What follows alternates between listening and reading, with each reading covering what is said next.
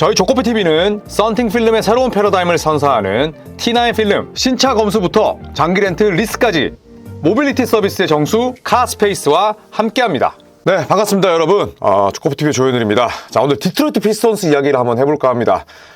사실 비인기 팀이고, 그리고 1980년대 말, 그리고 2000년대 초반, 이 정도의 또 디트로이트의 프랜차이즈가 가치가 높았을 뿐, 그 이후에는 대부분 좀 암흑기가 굉장히 길었죠. 자, 하지만 올 시즌 이 디트로이트가 겨울잠에서 깨어나고 있습니다. 많은 분들께서 디트로이트에 관심은 없으시지만 그래도 디트로이트 농구가 꽤나 짜임새가 있고 또 지난 시즌에 비해서 많이 바뀌었거든요. 어떤 부분들이 변화가 됐는지 한번 만나보시죠. 정리를 또 해봤습니다. 자, 진짜 천지개벽 그 자체입니다. 상점벽해 그 자체고요. 오늘 열렸던 LA 클리퍼스전을 승리로 장식하면서 2014-15 시즌 이후로 무려 10년 만에 처음으로 7연승을 달렸습니다. 이전까지 디트로이트가 기록했던 가장 최근의 7연승은 2014년 12월 27일 인디애나전부터 2015년 1월 8일 댈러스전까지가 전부였는데 그로부터 10년의 세월이 지났죠. 제일런 두렌과 케이트 커닝햄이 아주 활짝 웃고 있는데, 자, 불과 지난 시즌만 해도 디트로이트 28연패였습니다. 몬티 윌리엄스 감독의 무능함, 또 몬티 윌리엄스 감독과 제이든 아이비의 불화, 여러 가지 악재들이 미친 듯이 겹쳤어요. 네, 그렇게 되면서 무려 28연패, 30연패 문턱에서 다행히 승리를 따냈었는데, 그 28연패를 끊고 나서 케이트 커닝햄이 다소 해탈한 듯한 웃음을 지었던 그 장면들이 생각이 납니다. 불과 한 시즌 전이었어요. 자, 그런데 현재까지의 성적은 32승 26패로 동부 컨퍼런스 6위. 이대로 간다면 플레이 토너먼트를 치르지 않고 플레이오프에 직행할 수 있습니다. 자, 58경기를 치렀죠. 네, 58경기 기준으로 2007-2008 시즌 이후에 최고 성적입니다. 2007-2008 시즌은 디트로이트가 플레이오프 시리즈에서 승리한 마지막 해였어요. 이때 라시드 월러스, 립 해밀턴, 천시 빌럽스, 이런 선수들이 뛰었을 때니까 진짜 세월이 많이 흘렀죠. 그 이후로 처음으로 58경기 기준으로 좋은 성과를 내고 있습니다.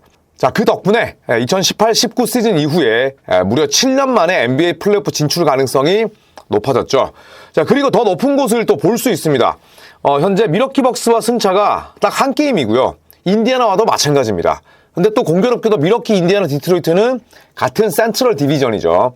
자, 미러키는 현재 야니스의 종아리 부상이라는 악재가 있고 뛸 수는 있습니다만 출전 시간 제한을 둬야 되고요. 자, 인디애나 페이서스도 최근 행보 자체가 그렇게 나쁘진 않습니다만 디트로이트가 이 두 팀에게 밀릴 이유는 없습니다. 자, 그렇기 때문에 디트로이트가 내친 김에 충분히 4위까지도 갈 수 있는 그런 상황이라고 볼 수 있죠. 자, 그야말로 전혀 다른 팀이 됐습니다.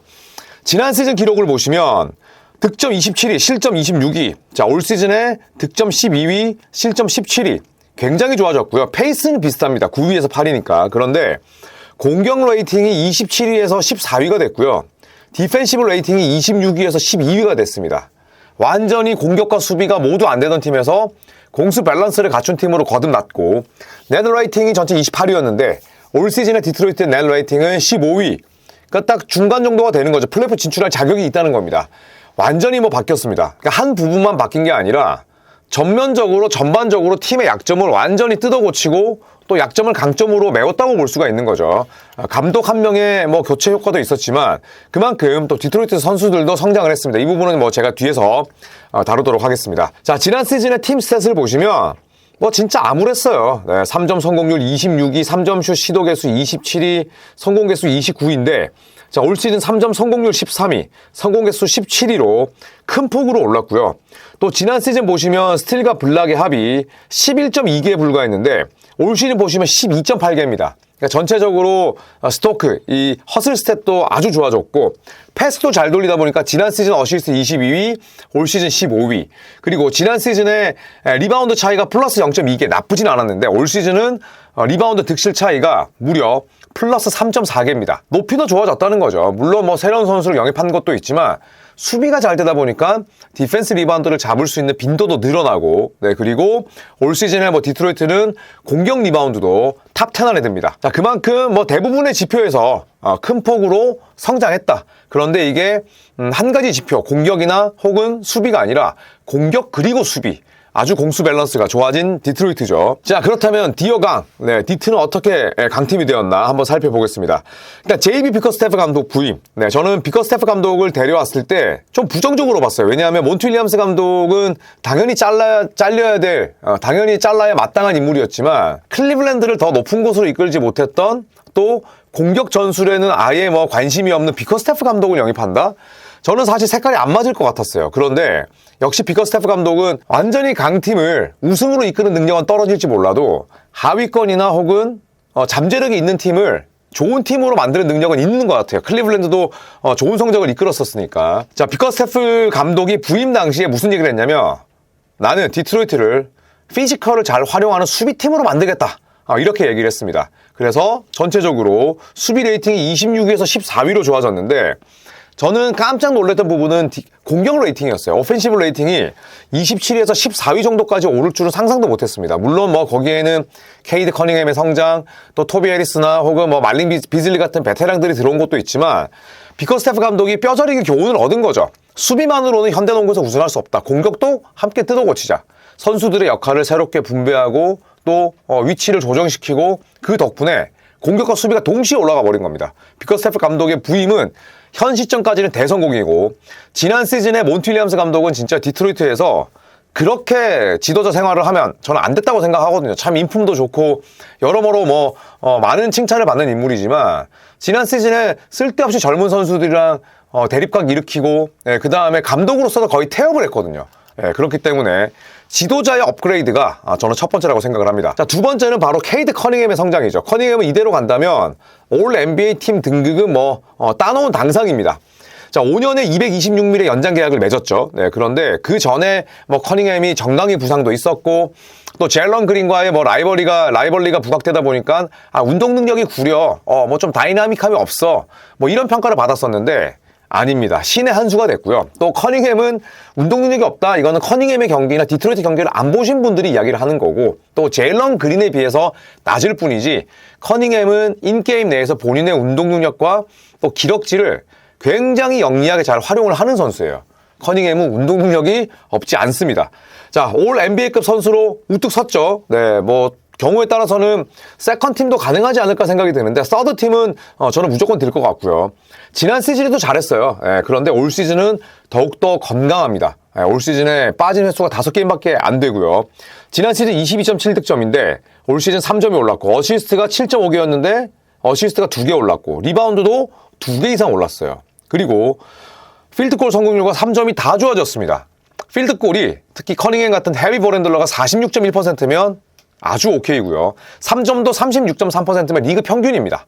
그리고 커닝햄은 받아서 던지는 캐치앤샷도 있지만, 사이드 스텝백, 또 죽은 볼 처리, 그 다음에 또 딥3, 3점의 난이도가 대단히 높은 편이거든요. 그런 측면에서 놓고 봤을 때 36.3%는 not bad다. 저는 그렇게 생각을 합니다. 자, 그리고 저는 3명의 베테랑의 존재를 빼놓을 수 없다고 생각합니다. 그래서 제가 제목을 품격 높은 새 얼굴 트리오라고 했는데, 이번 시즌 앞두고 디트로이트는 3명의 베테랑을 영입했죠. 토비 2년 52밀에 FA 영입을 했습니다.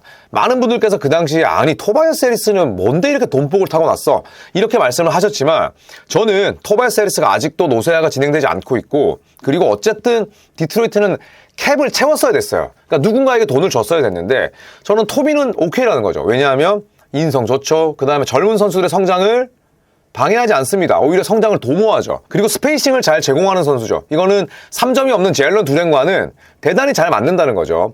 그래서 특유의 스페이싱 능력으로 제일런 두렌의 성장을 도모할 수 있고, 현재까지 딱 2게임 빠졌습니다. 일단 선수는 뛰어야죠. 내가 내 관리를 얼마나 잘 한다는 거예요. 그리고 아주 온화한 성품과 리더십을 지니고 있고, 딱 2경기 빠졌고, 필리 시절 때보다는 득점은 떨어졌죠. 하지만 이 팀은 엄연히 케이드 커닝햄의 팀이고 성장해야 되는 연건들이 있기 때문에 욕심 부리지 않으면서 지금 디트로이트라는 팀에 아주 잘 녹아들고 있다고 저는 생각해요. 13.6득점, 5.9 리바운드, 자유투가 무려 87.9%. 그런데 턴오버가 1.1개밖에 없어요. 팀에 해가 되는 플레이, 행동이 아예 없다는 겁니다. 그래서 저는 품격이라는 단어를 붙였고요. 팀 하더웨이 주니어도 빼놓을 수가 없죠. 트레이드를 통해서 영입을 했는데 이때까지 딱 4경기 빠졌습니다. 그리고 10.6득점에 3점이 38.2%. 이게 이렇게 생각하실 수도 있지만, 팀 하더웨이 주니어를 왜 비커스테프 감독이 30분 가까이 쓸까요? 결국에는 누군가는 커닝햄이 볼을 잡았을 때 공간을 넓혀줄 수 있는 슈터가 필요하고, 커닝햄이 많은 지분을 가져가고 유시지 퍼센트가 높기 때문에 볼을 내가 거머쥐지 않아도 플레이할 수 있는 선수가 필요해요. 공 없는 움직임, 또 내가 공이 없다고 해서 불만을 일으키지 않을 선수가 필요해요. 그런데 그 역할을 팀 하더웨이 주니어가 잘해주고 있다는 거죠. 그러면서 두 자리 득점, 3점이 38.2%, 이건 좋은 거죠. 그리고 평균 3점 성공 개수가 2.2개입니다. 이거 팀 내 3위고요. 그 덕분에 디트로이트가 최악의 3점 팀에서 지금은 중위권 이상 가는 팀이 됐죠. 그런데 놀라운 점은 아무리 하더웨이 주니어가 볼 터치 횟수가 적다고 하더라도 10.6점을 넣고 있고 3점을 저렇게 때려받고 있는데 턴오버 개수가 0.7개예요. 이거는 진짜 뭐 놀랄만한 수치죠. 그래서 해리스와 비슷합니다. 영건들의 성장을 방해하지 않으면서 커닝햄을 도우면서 실수를 적게 하는 거예요. 이거야말로 베테랑의 품격이다, 이렇게 생각을 합니다. 커닝햄의 든든한 백코트 파트너이자 퓨어 슈터 역할을 잘해주고 있고요. 자, 말릭 비즐리 빼놓을 수 없죠. 자, 말릭 비즐리 1년 6밀에 왔습니다. 그러니까 비즐리가 이렇게 잘해주고 있는데 몸값이 600만 달러예요. 엄청나게 싼 거죠. 물론 뭐 올 시즌 끝나고 나면 또 FA가 되기 때문에 몸값은 폭등하겠지만 몸값이 오를 만한 활약을 하고 있습니다. 일단 전 경기 출전입니다. 단 한 게임도 빠지지 않았고요. 평균 3점 성공 개수가 무려 4개입니다. 더 놀라운 점은 벤치 출전이라는 거죠. 말릭 비즐리는 강력한 식스맨상 후보입니다. 만약에 제가 표가 있다면 페이튼 프리차드, 말릭 비즐리 진짜 고민이 될 것 같은데 벤치에서 평균 3점 성공 개수가 4개고요. 또 말릭 비즐리의 놀라운 점은 턴오버 개수가 1.1개입니다.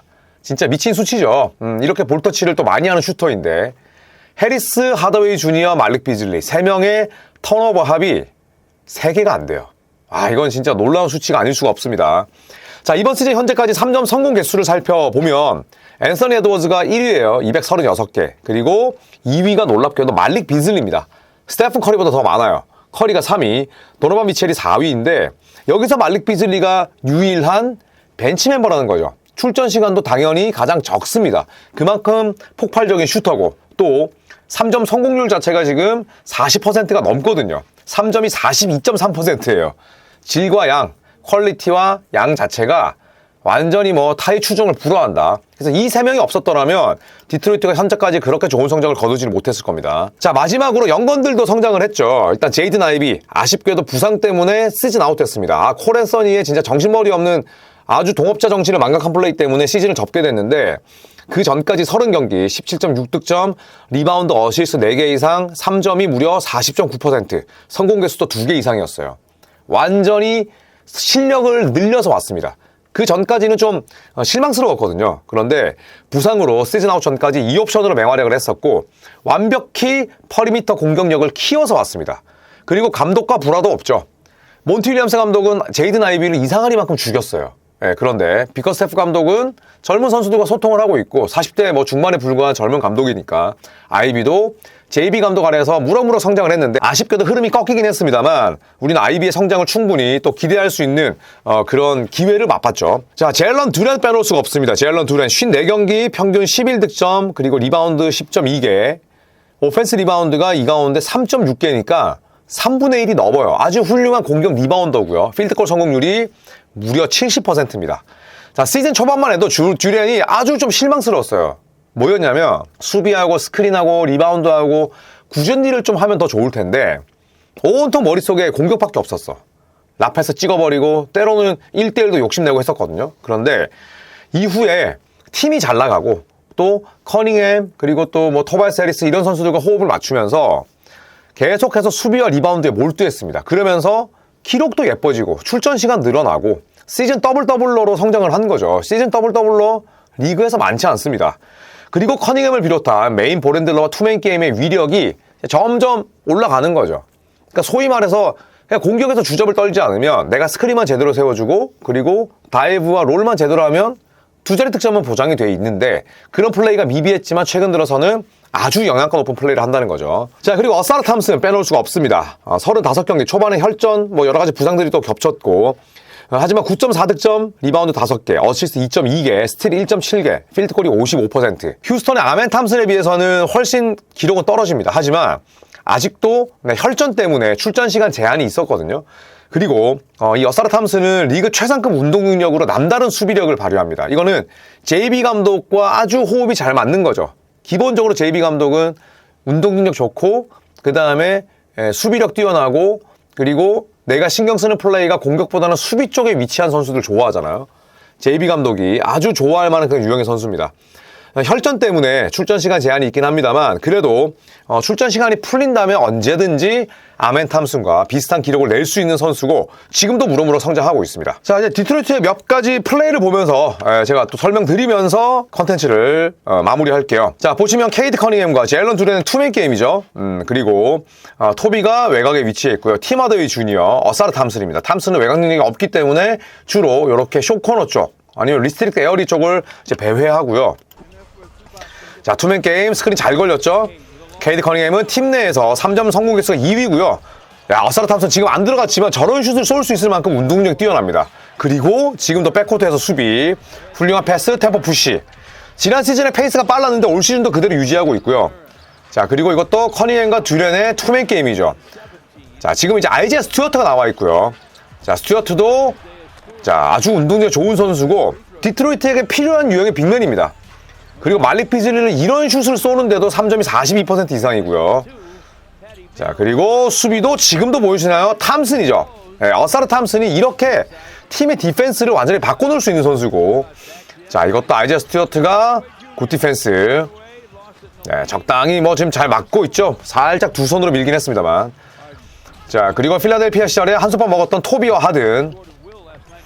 지금도 이런 플레이 얼마나 좋습니까? 듀렌이 건네주고 하더웨이 엑스트라 패스, 커닝햄의 3점. 그러니까 팀이 어시스트 개수라든지 패스 횟수 자체가 지난 시즌과는 확연히 달라졌고요. 지금도 굿 디펜스, 디플렉션, 스틸, 블락 지난 시즌 대비 훨씬 좋아졌고 여기서도 커닝햄은 터프샷인데 이걸 집어넣습니다. 그렇기 때문에 에이스고요. 나랑 안 막네? 와, 운동 능력 진짜 매력적입니다. 붕 떠서 그냥 더블 클러치. 주바치가 많이 당황했을 거예요. 자, 그리고 탐슨이 템포 푸시하고요. 셔플 패스, 그리고 해리스의 런어. 자, 커닝햄은 키가 크기 때문에 하든 상대로도 저렇게 백다운 공격이 가능합니다. 자, 밀리면서도 득점. 이번에는 제일런 듀렌의 멋진 블락샷. 데니 슈러더, 커닝햄, 템포 푸시, 그리고 찍어볼. 그러니까 디트로이트가 정말 재밌는 농구를 하는 거예요. 와, 왼손으로 찍었어, 탐슨. 자, 그리고 하더웨이 주니어, 데니 슈러더. 자, 그러니까 롤플레이도 좋은 활약 펼치고 있고 이번에도 스튜어트의 블락샷. 자, 보고다노비치를 막다가 이야, 이것도 하더웨이 주니어의 블락이었죠. 그리고 템포 푸시. 보시면 지금도 스윙맨이 윅사이드 쪽에서 블락한 거잖아요. 자, 그리고 호스티지 드립을 통해서 이번에도 득점. 이것도 아이지아 스튜어트와의 투맨 게임이고요. 자, 말릭 비즐리가 굉장히 터프샷을 많이 쏘는데 와, 어사르 탐슨 참 매력적입니다. 우와, 이것도 블락샷. 이야, 진짜 점프를 주체를 못하네요 진짜. 옛날 표현으로 라면 끓여 먹고 와도 되겠다. 그리고 빵 떠서 투핸드 슬램. 자, 이렇게 디트로이트 경기가 아주 재밌어졌어요. 그래서 리그 패스를 보시는 분들, 스포티비는 거의 디트로이트 경기를 중계를 안 해주기 때문에 리그 패스 보시는 분들은 디트로이트 경기를 제가 강추드리고 또 디트로이트는 이대로 간다면 분명히 봄 농구를 할 겁니다. 그때에 대해서 또 다른 또 분석으로 이렇게 인기가 없는 팀도 저희 채널에서는 만나보실 수 있도록 저희가 좀 균등하게 뭐 골든스테이트와 레이커스가 좀 쏠릴 수밖에 없겠지만 그래도 최대한 균등하게 만들 수 있도록 하겠습니다. 자, 오늘 11시 반에 여러분 또 티어리스트 관련해서 라방을 진행할 거고요. 라방은 내일도 할 겁니다. 네, 그리고 내일 대망의 7차 NBA 직관 이벤트 이번 시즌 마지막 상품인데 저희가 정말 놀랄만한 이벤트를 준비했습니다. 그래서 내일도 라방을 진행할 거니까 많이들 들어와 주시고 일단 오늘 11시 30분에 또 라방에서 뵙도록 하겠습니다. 여러분 구독 꽉 눌러주시고요. 15만까지 또 많이들 도와주시면 감사하겠습니다. 고맙습니다.